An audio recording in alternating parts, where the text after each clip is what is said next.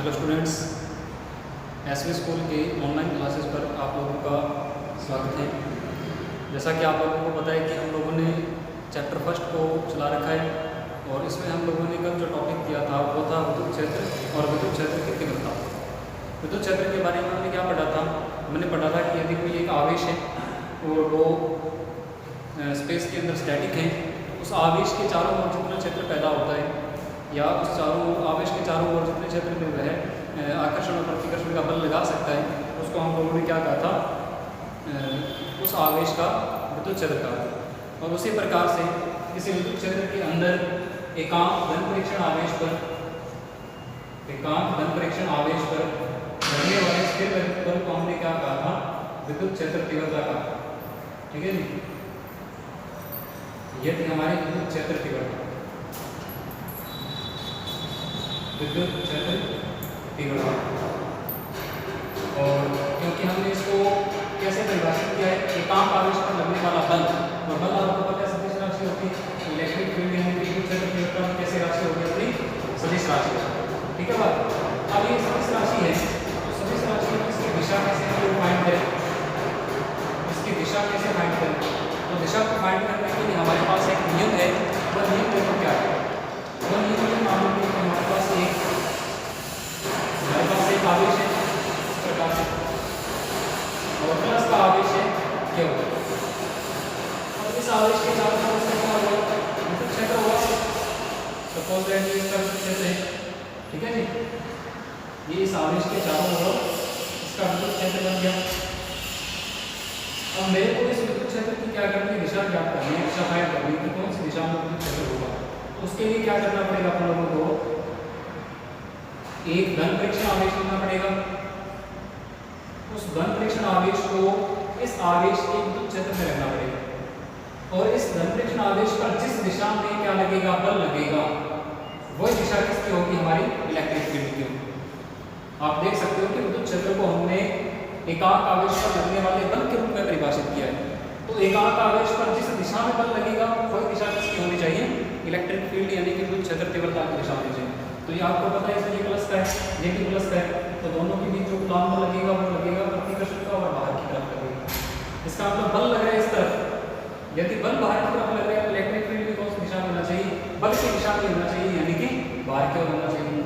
तो ये दिशा किसकी बन गई? हमारी इलेक्ट्रिक फील्ड की बन गई। इसी प्रकार से आप लोग इस परीक्षण आवेश को यहाँ पर नहीं रखोगे तो यहाँ पर भी ये प्रतिकर्षित होगी, इस तरफ इलेक्ट्रिक फील्ड की दिशा बनेगी, और इस तरफ भी हमारे पास इस प्रकार से इलेक्ट्रिक फील्ड की दिशा बनेगी। और यहाँ आवेश को रखो आप, यहाँ प्रतिकर्षण के कारण इस तरफ इलेक्ट्रिक फील्ड की दिशा बनेगी। ऐसे आप लोग प्लस आवेश की इलेक्ट्रिक फील्ड को रिप्रेजेंट कर सकते हो। तो निष्कर्ष हमारे पास एक ये निकलता है कि यदि कोई प्लस का आवेश है और वो स्पेस के अंदर स्टैटिक है, प्लस का आवेश स्पेस के अंदर स्टैटिक है, तो उस प्लस के आवेश के लिए जो इलेक्ट्रिक फील्ड होता है या विद्युत क्षेत्र होता है वो प्लस आवेश से बाहर की ओर निकलता होगा, प्लस आवेश से बाहर की ओर निकलता होगा।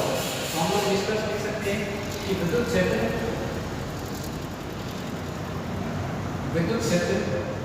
धनात्मक आवेश से बाहर की ओर होता है।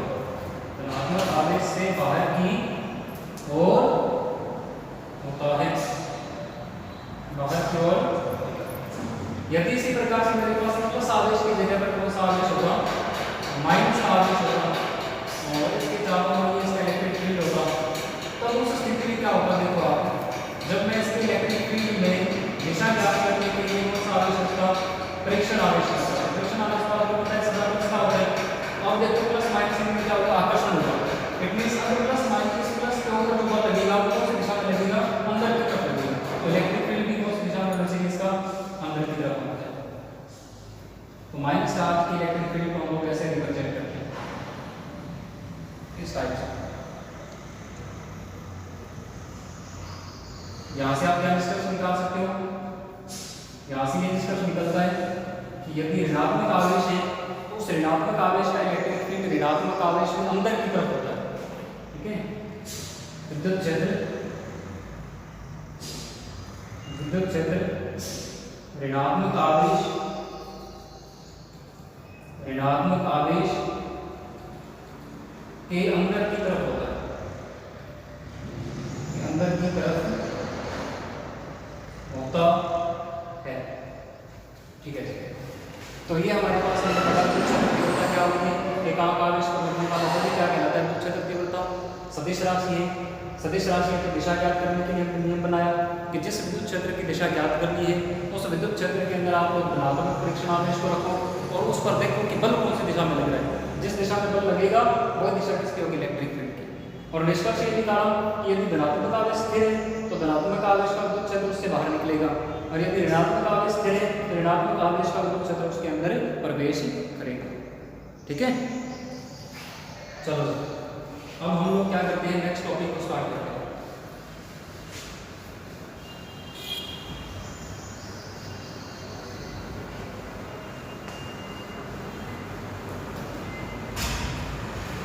हमारा नेक्स्ट टॉपिक है विद्युत बल रेखाएं। विद्युत बल रेखाएं, विद्युत बल रेखाएं इंग्लिश में इनको बोलते हैं electric field lines. Electric field lines, ठीक है जी, बेटे बेटे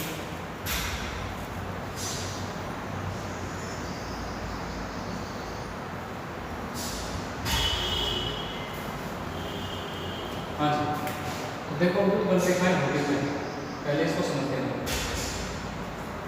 हमने इलेक्ट्रिक फील्ड यानी कि विद्युत क्षेत्र नाम की चीज़ बढ़ी हुई है कि यदि कोई आवेश स्थिर है तो उसके चारों ओर का जो क्षेत्र होगा जिसके अंतर्गत वो आकर्षण और प्रतिकर्षण का बल लगा सकेगा उसको हम लोग बोलते हैं उस स्थिर आवेश का विद्युत क्षेत्र।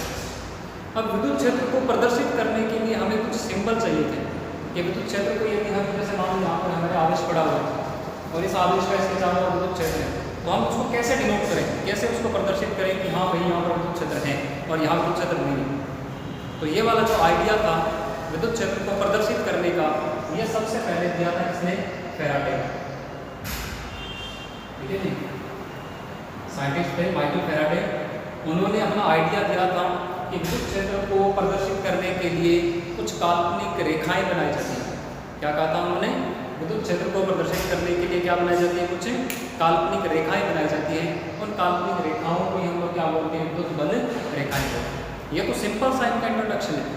क्या है, सिंपल साइन का इंट्रोडक्शन। ये इनकी मतलब ऑथेंटिक परिभाषा नहीं है कोई। आप ये समझ सकते हो कि मोटा मोटी ये समझ सकते हो कि विद्युत बल रेखा होती क्या है, क्या होती है, विद्युत क्षेत्र को प्रदर्शित करने वाली रेखाएं क्या कहलाती है, इतनी विद्युत बल रेखाएं कहलाती है। ठीक है जी, फैराडे ने बताया था, क्या बताया था, विद्युत क्षेत्र को प्रदर्शित करने वाली काल्पनिक रेखा, विद्युत क्षेत्र को प्रदर्शित करने वाली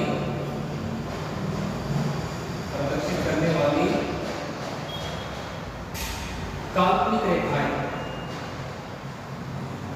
काल्पनिक रेखाएं क्या कहलाती है, काल्पनिक रेखाएं विद्युत बल रेखाएं कहलाती है। विद्युत बल रेखाएं कहलाती है। ये ठीक ठाक सी परिभाषा है, ज़्यादा इसको आप लोग अच्छी नहीं मान सकते। सिर्फ अगर इससे हमको ये पता चलता है कि हाँ इलेक्ट्रिक फील्ड को प्रदर्शित डिनोट करने के लिए हमारे पास किसकी जरूरत पड़ती है, लोगों को विद्युत बल रेखा। लेकिन इसकी परिभाषा ऑथेंटिक क्या है, उस तक पहुँचने के लिए आप इसका नाम क्या बताओ, विद्युत बल रेखा। अब इनको बल रेखाएं क्यों बोलते हैं, इसका कारण ये है कि मान लो कि आपके पास एक आवेश है, जैसा हमने पीछे बताया आपको प्लस का आवेश है। इस प्लस आवेश के चारों ओर से क्या है, विद्युत क्षेत्र है। अब आप लोग ये पता करना चाहते हो कि विद्युत बल रेखा क्या है, इसको डिफाइन करना चाहते हो, परिभाषित करना चाहते हो, तो आप क्या करें, इस विद्युत क्षेत्र के अंदर, इस आवेश के विद्युत क्षेत्र के अंदर एक धनात्मक परीक्षण आवेश रखें। ये क्या चीज है अपना, धनात्मक परीक्षण आवेश। विद्युत क्षेत्र के अंदर क्या रखें आप, धनात्मक परीक्षण आवेश।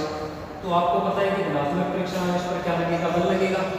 और इस बल के कारण ये धनात्मक परीक्षण आवेश जिस पथ पर गति करेगा, जिस काल्पनिक पथ पर गति करेगा, उस उसको हम लोग क्या बोलते हैं, विद्युत बल रेखा बोलते हैं। तो ये इसकी ऑथेंटिक परिभाषा है, या इसकी जो मतलब आप लोग स्टैंडर्ड परिभाषा मान सकते हो, मानक परिभाषा मान सकते हो, वो है क्या परिभाषा है? किसी विद्युत क्षेत्र के अंदर किसी विद्युत क्षेत्र के अंदर धनात्मक परीक्षण आवेश को रखने पर वो धनात्मक परीक्षण आवेश बल के कारण जिस काल्पनिक पथ पर गति करता है उस पथ को हम लोग क्या बोलते हैं, विद्युत बल रेखा बोलते हैं। अब इस आवेश को आप कहीं पर भी रखो, जैसा कि आपको पता है कि प्लस चार्ज है, इसके लिए जो विद्युत बल रेखाएं आएंगी वो आपको पता है कि किसकी तरफ आएंगी, बाहर की तरफ। ये विद्युत बल रेखाओं का आएंगे इस टाइप से। इनकी जो मानक परिभाषा है उसको आप लोग क्या लिख सकते हो, किसी विद्युत क्षेत्र में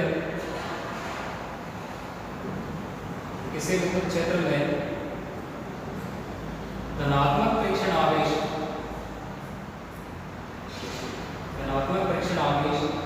स्थिर वैद्युत बल के कारण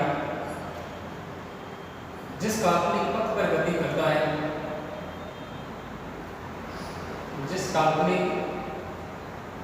पथ पर गति करता है उसे क्या कहते हैं, विद्युत बल रेखाएं कहते हैं। ठीक है जी बात, ये इसकी मानक परिभाषा है इस प्रकार से। अब यदि आप पूछे कि आपके पास एक माइनस आवेश है जी, उस माइनस आवेश के लिए विद्युत बल रेखाएं बनाइए, उसके लिए विद्युत बल रेखाएं कैसे बनाओगे आप? आपको पता है कि माइनस आवेश है तो इसमें विद्युत बल रेखाएं क्या करनी चाहिए, प्रवेश करनी चाहिए अकॉर्डिंग टू नियम। ठीक है, ये इसके लिए विद्युत बल रेखा है। सिर्फ कॉन्सेप्ट या परिभाषा नहीं आती है आपको, किसी विद्युत क्षेत्र में धनात्मक आवेश पर लगने वाले बल के कारण वह धनात्मक आवेश जिस काल्पनिक पथ पर गति करता है उसको हम लोग क्या बोलते हैं, विद्युत बल रेखा बोलते हैं। प्लस आवेश के लिए विद्युत बल रेखाएं बाहर की ओर निकलती है, माइनस आवेश के लिए विद्युत बल रेखाएं अंदर की ओर आती है। और विद्युत बल रेखाओं का जो हमारा आइडिया है उसके फैराडे ने किसके लिए किया था, विद्युत क्षेत्र को क्या करने के लिए, प्रदर्शित करने के लिए। अभी इसके आसपास ये लाइन चार्ज के आसपास ये लाइन बनी हुई है, तो इसका मतलब क्या है कि इस चार्ज के चारों ओर इसका क्या है, हमारा विद्युत क्षेत्र। ठीक है बात। अब नेक्स्ट वीडियो लेक्चर में हम लोग क्या करेंगे, विद्युत बल रेखाओं के कुछ 5-6 गुण धर्म हैं जिनको विद्युत बल रेखाएं फॉलो करती है, उन गुणों के बारे में हम लोग चर्चा करेंगे। ठीक है जी, स्क्रीनशॉट इसका ले लें आप।